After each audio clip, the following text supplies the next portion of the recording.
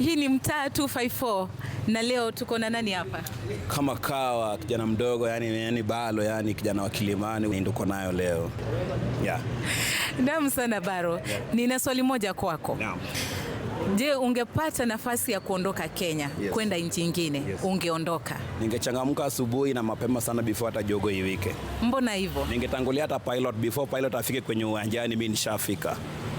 Manake because Kenya yetu manzo opportunity iko mingi lakini wazee wetu wamekalia kwa hizo makazi. Kenya iko na opportunity mingi, makazi ziko mingi. Kenya is a beautiful country yani, unaona? Kila mtu anatamani kufika Kenya, wale watu wako abroad wale wazungu. Wanatamani kufika kwenye hii Kenya lakini imekuwa ngumu kwa watu wengine. So mimi pia inanifurahisha sana lakini ningepata opportunity ya kuchomoka, ningechomoka.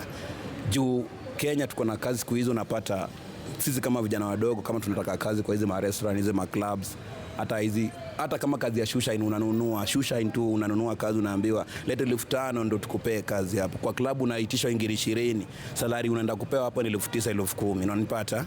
Because corruption imekuwa mingi. Kwa wazee wetu wamekalia kwenye hizo makazi, wamekataa kutoka. Waliingia kwa hizo makazi kama bado tuko shule, kama bado sisi ni wadogo. Tumemaliza college, tuko na mabarua kwa nyumba tunalala nazo. Juu wameamua kukufa hizi makazi, lakini ukiangalia miaka zao pia wako na miaka 60, 70, 80, wamekataa kuondoka. So mimi nikipata hiyo opportunity mimi nachangamka haraka sana. Yeah. Shukran sana Baro.